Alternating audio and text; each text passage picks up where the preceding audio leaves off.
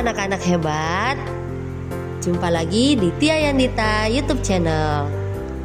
Pada kesempatan kali ini, Ibu Tia akan membahas materi PLBJ kelas 1 SD, yaitu tentang perkembangan alat komunikasi di Jakarta. Anak-anak, sebelum masuk ke materi, kita lihat dulu yuk apa saja yang akan kita pelajari pada kesempatan kali ini. Yang pertama adalah pengertian alat komunikasi. Yang kedua adalah alat komunikasi tradisional. Yang ketiga adalah alat komunikasi modern. Baik anak-anak, kita masuk ke materi pertama, pengertian alat komunikasi. Alat komunikasi adalah alat yang digunakan sebagai penghubung informasi atau berita. Alat komunikasi dibagi menjadi dua jenis, yaitu tradisional dan modern. Siapa yang tahu perbedaannya? Kita lihat yuk perbedaan antara alat komunikasi tradisional dan modern. Perbedaan pertama terlihat pada waktunya. Alat komunikasi tradisional digunakan pada zaman dahulu, sedangkan alat komunikasi modern digunakan pada masa kini. Lalu perbedaan yang kedua adalah alat komunikasi tradisional masih menggunakan metode yang manual atau metode yang sederhana. Sedangkan alat komunikasi modern sudah menggunakan teknologi yang canggih. Nah, anak-anak mau tahu tidak apa saja contoh-contoh alat komunikasi tradisional dan alat komunikasi modern beserta penjelasannya? Kita masuk saja ke materi selanjutnya. Nah, ini adalah gambar alat-alat komunikasi tradisional. Ada yang tahu apa saja? Yuk kita sebutkan satu persatu. Ada asap, ada beduk, kentongan, lonceng, merpati pos, petasan, daun lontar, batu, telegraf, dan yang terakhir adalah surat. Kita bahas satu-satu ya anak-anak. Yang pertama adalah asap. Nah, alat komunikasi tradisional ini adalah alat komunikasi tradisional yang tertua yang ada di dalam sejarah. Nah, asap ini dapat digunakan pada jarak yang jauh dan menjadi salah satu komunikasi yang efektif apabila berada di tempat yang terpencil seperti misalnya hutan. Dan biasanya digunakan untuk menandakan keadaan bahaya. Nah, selanjutnya kita masuk ke alat komunikasi tradisional selanjutnya. Ada beduk dan kentongan.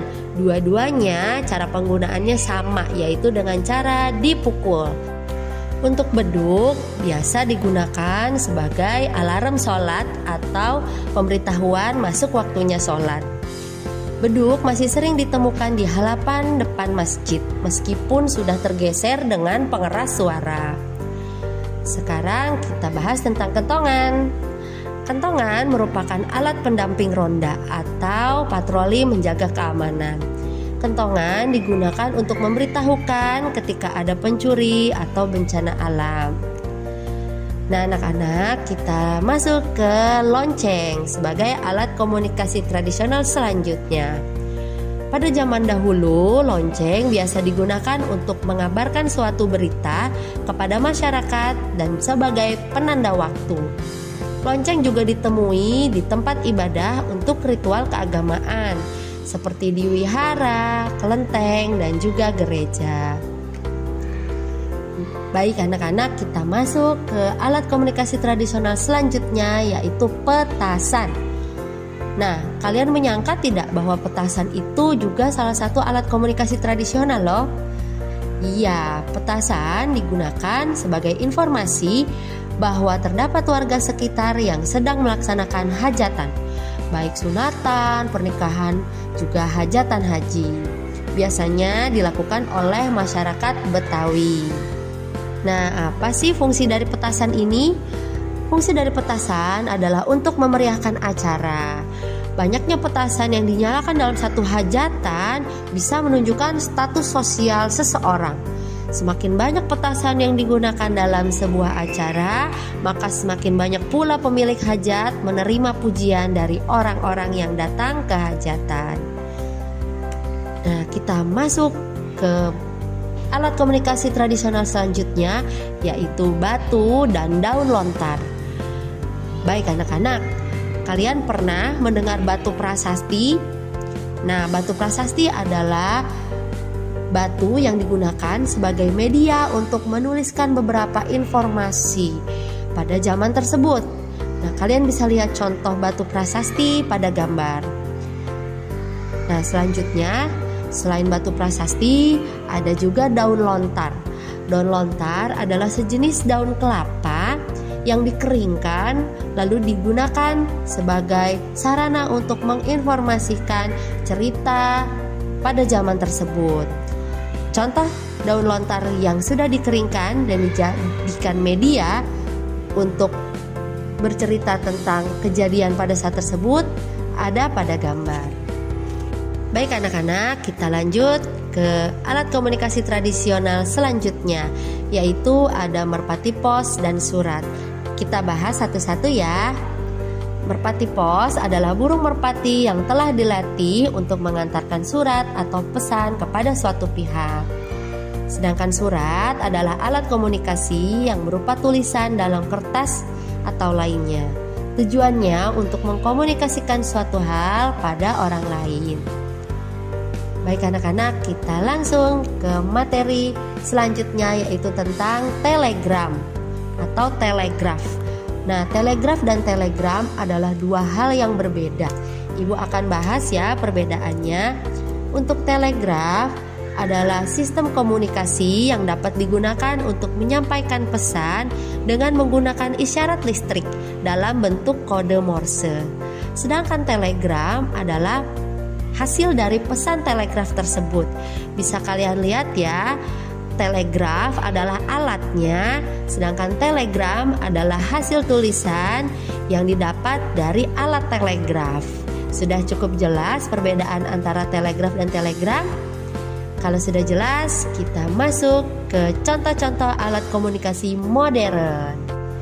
Nah, anak-anak, seperti yang sudah Ibu jelaskan, alat komunikasi modern adalah alat komunikasi yang dipakai pada masa kini atau zaman sekarang.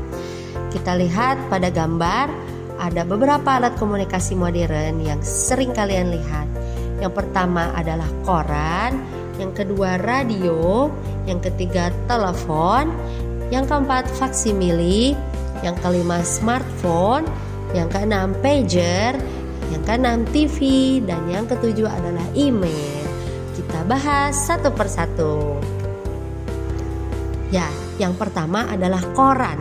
Siapa yang pernah melihat wujudnya koran? Koran atau surat kabar juga bisa diartikan sebagai lembaran cetak yang berisikan pemberitaan mengenai suatu kejadian di masyarakat. Biasanya mengenai politik, mengenai kriminalitas, dan lain-lain. Kita lanjut ke alat komunikasi modern selanjutnya, yaitu radio. Siapa yang masih pernah melihat radio seperti pada gambar? Nah, radio adalah salah satu jenis media massa satu arah yang berperan untuk menyampaikan pesan yang menggunakan suara. Biasanya beritanya mengenai informasi dan hiburan dan ditujukan kepada masyarakat dengan jangkauan yang luas. Nah, radio adalah jenis media massa satu arah. Jadi kalian hanya bisa mendengarkan suara radio. Alat komunikasi selanjutnya adalah telepon. Nah, kalian perhatikan pada gambar ada 4 gambar telepon. Nah, telepon-telepon tersebut adalah bentuk-bentuk dari zaman dahulu sampai zaman sekarang. Pengertian telepon secara umum adalah alat komunikasi yang digunakan untuk menyampaikan pesan suara yang umumnya dalam bentuk percakapan. Jadi, alat komunikasinya berupa suara di mana kalian bisa saling bercakap-cakap dengan orang lain. Nah, telepon berbeda dengan radio. Jika radio adalah alat komunikasi satu arah di mana kalian hanya bisa mendengar informasi, akan tetapi telepon adalah alat komunikasi dua arah, yaitu selain kalian bisa mendapatkan informasi, kalian juga bisa memberi informasi kepada orang lain. Nah, selanjutnya kita masuk ke faksimil atau faksimili.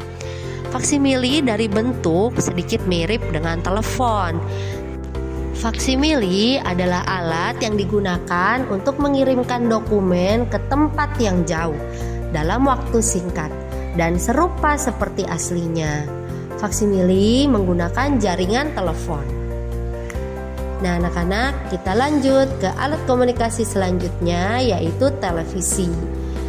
Nah, televisi adalah media komunikasi yang berfungsi menerima siaran gambar bergerak. Nah, gambar bergerak tersebut contohnya yang biasa kalian lihat adalah acara-acara hiburan atau berita atau mungkin kartun dan lain-lain. Nah, pada gambar ibu sertakan contoh TV pada zaman dahulu dan TV pada zaman sekarang. Perbedaannya, TV pada zaman dahulu berbentuk tabung sehingga lebih lebar dan besar. Sedangkan TV zaman sekarang berbentuk flat atau lebih tipis. Ya, anak-anak, kita lanjut ke alat komunikasi selanjutnya, yaitu pager. Pager atau radio panggil adalah alat komunikasi yang populer pada tahun 90-an yang dipakai untuk mengirim dan menerima pesan pendek. Siapa yang pernah melihat pager milik orang tuanya mungkin atau punya kakek neneknya? Nah, itu adalah salah satu alat komunikasi yang populer pada tahun 90-an. Sekarang sudah jarang terlihat. Ya, anak-anak, kita masuk ke alat komunikasi selanjutnya, yaitu email. Nah, sekarang hampir semua orang memiliki email karena email ini sangat penting untuk hal pekerjaan, untuk hal sekolah, dan lain-lain. Email merupakan singkatan dari electronic mail atau surat elektronik yang dikirim dengan menggunakan bantuan komputer atau bisa juga smartphone atau tablet. Dan juga yang terpenting adalah harus ada koneksi internetnya. Siapa dari kalian yang sudah memiliki email sendiri? Nah, pasti akan sangat berguna di kemudian hari. Nah, kita lanjut ke alat komunikasi modern yang terakhir dan yang paling banyak dimiliki oleh anak-anak zaman sekarang, yaitu smartphone atau ponsel pintar. Ya, smartphone ini adalah telepon atau seluler pintar yang dilengkapi dengan fitur yang mutakhir, fitur atau teknologi yang mutakhir dan berkemampuan tinggi layaknya sebuah komputer, atau bisa juga disebut seperti komputer berada dalam genggaman. Nah, siapa dari kalian yang sudah memiliki smartphone sendiri? Pesan ibu untuk kalian yang sudah memiliki smartphone masing-masing adalah digunakan untuk hal-hal yang positif ya nak, seperti menonton video pembelajaran atau mencari tahu tentang hal-hal yang membantu kalian dalam pelajaran. Nah, anak-anak, materi kita sudah selesai sampai sini. Bagaimana? Seru ya mempelajari alat komunikasi dari zaman dahulu sampai zaman sekarang. Terima kasih ya anak-anak atas perhatiannya dan konsentrasinya dalam mengikuti pembelajaran hari ini. Jangan lupa di like, share, dan subscribe. Wassalamualaikum warahmatullahi wabarakatuh.